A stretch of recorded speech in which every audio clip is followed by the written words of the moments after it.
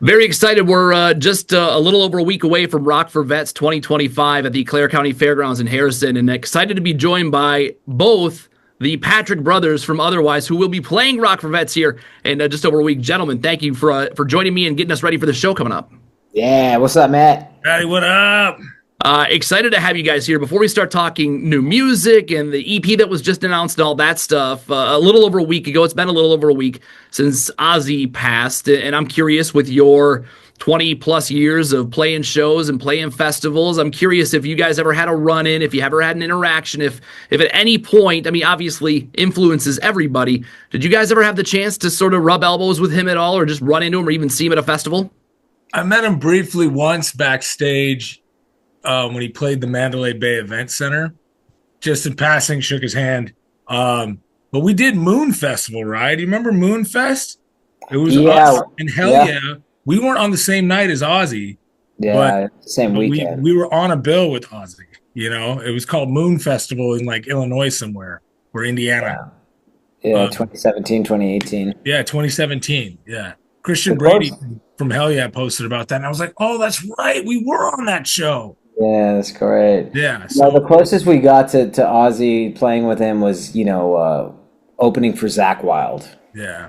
You know, and with Zach for a couple of weeks, and they're all, they're super cool, man. Yeah. Last week was weird, huh, dude? I mean, it's funny, like when you're a rock and roll fan, or even like a person who works in rock and roll. I've been watching all these like WWE biographies lately, and it's like, man, there's so many things that are similar.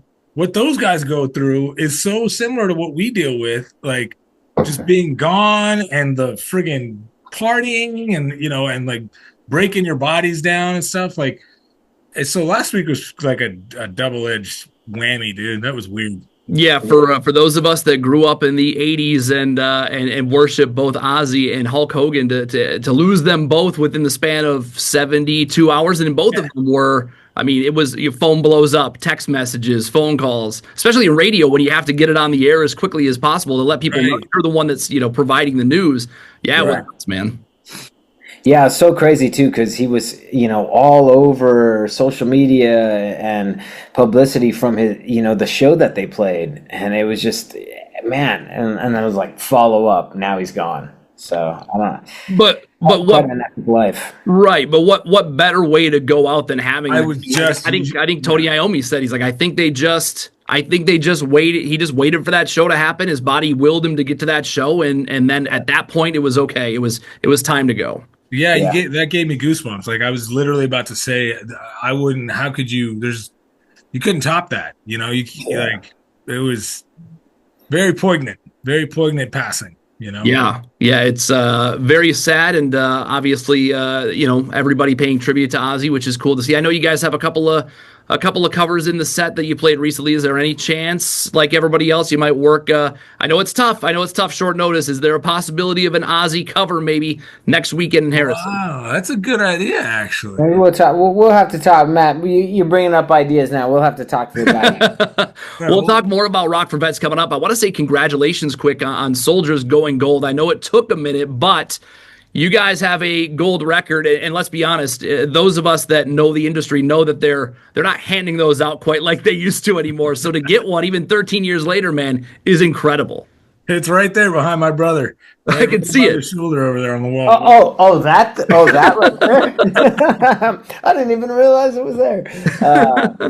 It definitely, it was we should have got it many years before, but the song has been just something absolutely amazing for us, and it's really cool to have the actual plaque to hold. It's one of those things you dream about getting.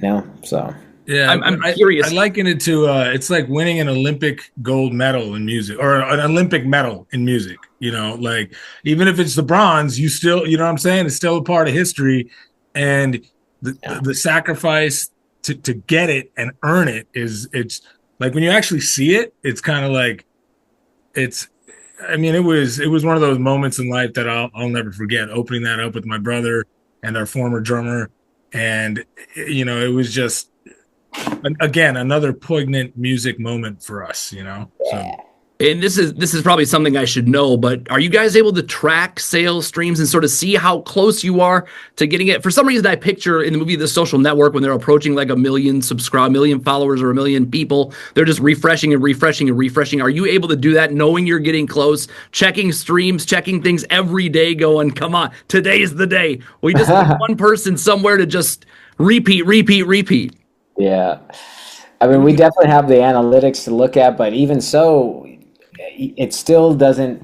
There's so many different pieces in the industry of like, okay, the streams are showing, like I said, we should have got it way before, but it wasn't registered with the RIAA, and it's like, it's just a weird business of when you finally do get your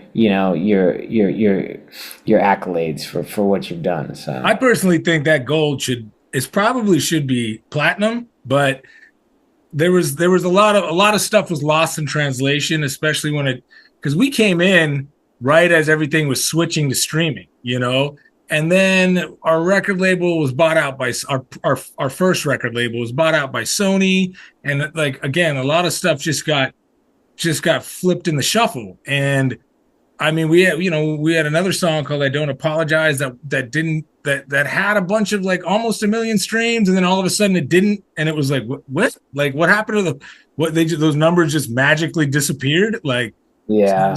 But weird stuff. Either way, regardless, we are very grateful to have achieved this. So I know Ryan's is on the wall behind him. Adrian, where is yours at? Is it something do you get to see it every day? I wish. I left it at mom and dad's house back in Vegas. So they have it up. They have it over by the fireplace. So that's no better place for it than that, right? Mom and dad. How much do they sacrifice for you guys to even have those? So that's a great gift to be able to give them. Yeah. Everything, man. Everything. So. Let's talk music. You guys have been busy this year releasing stuff left and right, not just new stuff, but you went back and were able to release the original version of Lighthouse. It came out on the album in 2012. And then you have this OG version that you guys have sort of been, it sounds like you've been waiting to release, wanting to release. What finally gave you the opportunity to do it in 2025? Not being shackled by messed up deals that allow us that make us wait around and just kind of keep us stagnant, so we were able to get our freedom, with not being signed to a record deal. So then it was like, okay, what's next? Let's get some stuff rolling. Let's get these things that we have in the chamber out. Yeah, it took about 2 years to extricate ourselves from all the paperwork, And once we were out and we were free and clear, it was like, all right, well, this is the version that we wanted to be on the album. This is the version that should have been released to the rock and roll loving public from day one. Mm-hmm. And now it's like, dude, we can do it. And we don't have to have like a big conference call or like an email chain with 30 dudes on it. Like, it's just like, we can just do it ourselves now. Like, yeah, it's awesome. Did you guys always feel like, even in the back of your head, that at some point this was going to see the light of day? At some point you were going to be able to share this? Absolutely. I mean, it was, and the funny thing is, Matt, is like the irony of it, or the poetic justice of it, is that the version that we just released of Lighthouse, the original, the Churko Sessions version, we recorded that before we ever signed a deal. We funded that from out of our own pockets, we were told we were all working day jobs, and I mean, we're still working day jobs, but before we had a record label and like we were on the radio and touring, we paid out of our like breaking our backs to make this song happen. And it is the superior version. And I'm personally just so happy it's out. The lyric video is just killer, and the song slays. And again, some more poetic justice. Song's about a girl from Michigan, so. Those damn girls from Michigan. Those damn Michigan. So you dropped the OG version of Lighthouse, but at the same time, you're also releasing brand new songs. You just dropped Stop, Drop, and Roll. Doesn't Work in Hell recently, which you guys also started to work on. This isn't like we just wrote this year and released it this year. You guys have been working on this song for a while. Oh yeah, we've had it in the chamber, and this release coming up of some kind of Alchemy EP, re-envisioned, reimagined, and it's just exciting, dude, because we get to do whatever we want. We partnered with a really, really amazing label on this EP, and it's a one-off deal. We're working with them. A great friend of ours runs the label, and we get to do what we want. That's what we really creative control. We haven't had that kind of freedom in our careers. So yeah, exactly. We dropped Permanent Vacation earlier this year. Fun summer banger. We went on a couple dates to support the song, and now we have Stop, Drop, and Roll Out, and man, it's doing really well. I mean, the music video's already got like 100,000 views. Spotify's, the streams are way up, so it's cool to know that, you know, we want to die by our own sword, but we're actually, you know, battling better than ever. So it's interesting, and you're not the first guys to talk about the fact that you've been around a minute. These deals that have sort of screwed you over, and now you're able to do things on your own terms. I've done so many interviews where everyone talks about, like, the goal is always ends up being, please let us do what we want to do. Please don't have, as you said, the shackles. We now have creative control. We can do what we want when we want. If we want to release this song, we can. If we want to go take this song from 2012, we can. It's so important to bands, and I don't think people realize how many handcuffs, or how much you can be handcuffed by these different deals. Yeah, it's weird because at least when we were coming up and just making our breakthrough, you know, it's probably a little different for rock bands. I know a lot of hip hop artists are able to do it without any labels, without any, you know, just completely independent, like our homie Echo, who guested on one of the title track for our album Godzillionaire. I mean, he did it all on his own, you know. It's a little, I think it's for whatever reason, I don't know if it's like the way the rock and roll machine is designed, but it's almost like signing a deal and going through those quote unquote trenches.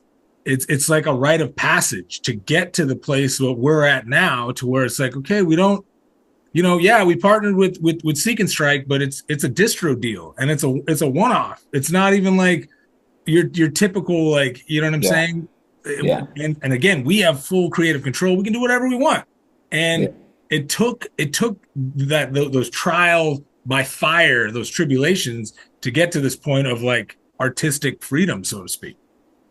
You mentioned in another interview, and you just talked about Permanent Vacation. Is it true that, Adrian, you came up with that song in a dream, and then you sent it off to Ryan? And I mean, you guys are doing this sort of coast to coast thing. How long have you been doing that for, where Adrian, you're in New York, Ryan, you're in Las Vegas? How long has this been happening? And do you guys find it easier this way, or more difficult to sort of write songs, put together albums, things like that? It's been happening for too long. I can't wait to get back to the West Coast. But in the interim, you know, my brother's been very, very productive and prolific, and, you know, yeah, it was almost an easy write, because I just woke up, I heard the chorus in a dream, and I just woke up and recorded it in my phone real quick, came running down to the basement where I'm sitting right now, and just kind of figured it out on guitar, and then sent my brother a really rough, like, phone recording of it, and then he put the whole thing together in what do you use again, Ryan? In Logic, yeah. In Logic. He uses Logic, and, you know, he bumped it up a few BPM, and it's a banger. And it's one of those few songs of ours that I enjoy listening to over and over and over again, you know? Yeah. And you mentioned that the EP, Some Kind of Alchemy, was just announced recently. That song will appear on there. The EP coming out August 22nd. And you've talked about sort of a return to your roots of otherwise. Is that just that creative control, that having the ability to sort of do what you want and not listen to what everybody else has to say? Is that going back to your roots? Yeah, definitely. You kind of nailed it right on the head. Couldn't have said it better. Yeah. That's it's got to be exciting, though, to be able to, again, put out the stuff that you want to put out, and the way things have changed now, putting out albums and full lengths and all that stuff. It's changed so drastically, even in the time that you guys have been doing this, where now, I mean, you're talking to bands that have been around 40, 50 years. They're saying, yeah, we're going to do maybe an EP here. We'll release singles randomly. It's ever changing. So to have the ability to go, you know what, we're just going to put out an EP has got to be, you're still getting that fulfillment of releasing new music, but you're not obligated to the 10, 12 song thing. Yeah, and not even the 10, 12 song thing. I'm talking about like 10, 12, 20 people thing. Like, why am I talking to you right now? You weren't working at this label last week, and now all of a sudden you're on my email chain, like where they're telling us what to do with our music. Like, it's just, I've had this conversation in private with people. It's like, why did you sign us in the first place? Like, why did you sign us as artists, but then you want to tell us what to do? Why don't you just write the song yourself? Good point. Yeah. I mean, the idea of being an artist, but then also being told what to do seems kind of counterintuitive. Absolutely. Yep. Absolutely. Yeah. Mm-hmm. I know you guys are the downfalls of the industry for sure. Right. Yeah. It's changing tides. It really is.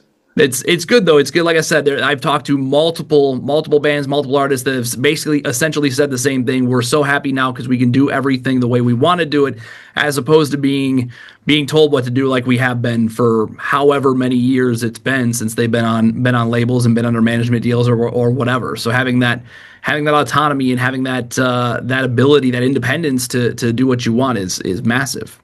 Yeah, it's very liberating. In the beginning, it took us almost 2 years, Matt, to get out of the last deal. So we pumped the brakes on touring. We kind of went back to the lab and started like trying to concoct stuff, and it was a bit scary in the beginning, but my brother was a champion. Like I was going like, I'm losing sleep. I'm like, oh my God, should we get out of the deal? No. And my brother was steadfast. He was like, I absolutely want to get out of this deal. Like, yeah, and it's been awesome. There are some drawbacks in the sense of, we got cool stations like, it's like Z93, who you guys still, give a damn. We in the sense of like the corporate side of things, as far as like radio and charts and all that. Yeah, labels do have a lot of pull in that realm. Yeah. So we're kind of like going back to being an underground band almost, which is like cool. Like, all right, like good. We're making more money as an underground band, so let's go. An underground band with a gold record, by the way. Right. Yeah. Right. More money, less opinions too. Less opinions from people who don't actually care, and that's worth its weight in gold for sure. So. Well, I know how proud you are of what you guys have accomplished. I'm going to go out on a limb and guess that as proud of you as you are of your music, you're even more proud of what you've done with Life by Music and this organization that you guys have, and just seeing what you're doing. I mean, I was watching videos today of Ryan, you giving guitars to students and getting groups of veterans together and teaching them how to play the guitar. And this organization, in the middle of everything else you're doing, you guys are doing Life by Music and doing this incredible thing that, let's be honest, a lot of bands could do but don't. You guys are doing it, and it continues to grow. Yeah, absolutely. Again, Matt, you are a man with words. You know exactly. That was the hope a long time ago when we were touring a bunch. Our first album cycle was like 22 months, and we're just on the road, and we're like, man, there's so much downtime. And, we could be doing so much more with our music. We wanted to make a difference when, the band was started and we were taking it to the next level. And so we always had this mantra, Life by Music. And then what it's grown into now is just, it's getting bigger than we would hope that it could become what it is. But man, it's just the bricks are getting put in place to where it's just becoming such a wonderful organization where, we have refugee camps in Africa reaching out to us for instruments, and villages in Belize that we're talking to about like bringing instruments to their kids, and, along with all of our donations to the school districts and working with other children's organizations, and our work with the military and the veterans groups has just been really awesome. So like you mentioned, Life by Music is something really, really special to us, and we're trying to build it up to where it's something besides us.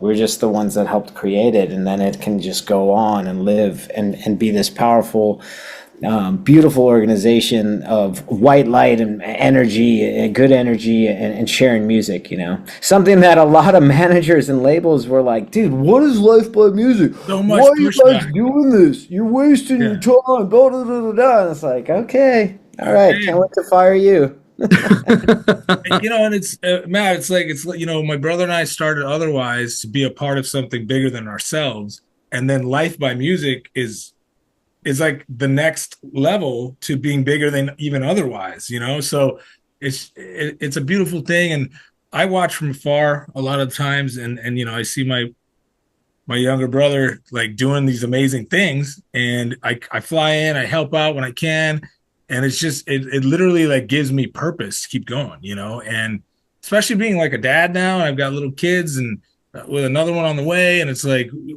this is the next generation of rock and rollers, the next generation of artists and creators. For Life by Music to be able to provide them with the outlet and the resources to maybe do something, it's very fulfilling.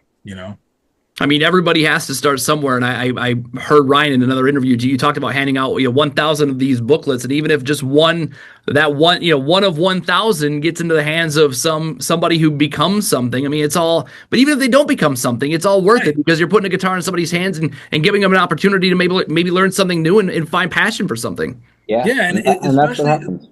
Like even if they become something or not, if they're using the art to heal. My brother's done a bunch of outreach for schools, and there's one school in particular where it's like these kids they've had issues. If you can expand on it more, Rye.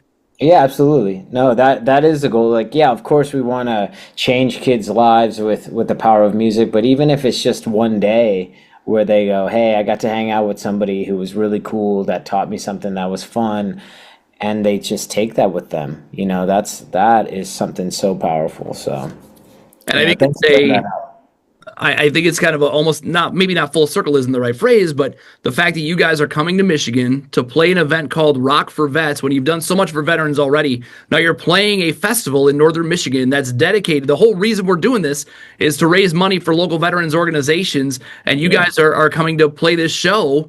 And I mean, there's having been there, having hosted it for years, the amount of veterans that are there to be a part of this show is incredible. It seems like the perfect pairing to have Otherwise, to have Life by Music, to have Rock for Vets all come together coming up here on August 9th. Yeah, man. It's going to be awesome. We're playing the acoustic campground takeover, and we're playing electric. So you get a double dose of the Wise next weekend, and we're stoked to be a part of it, man.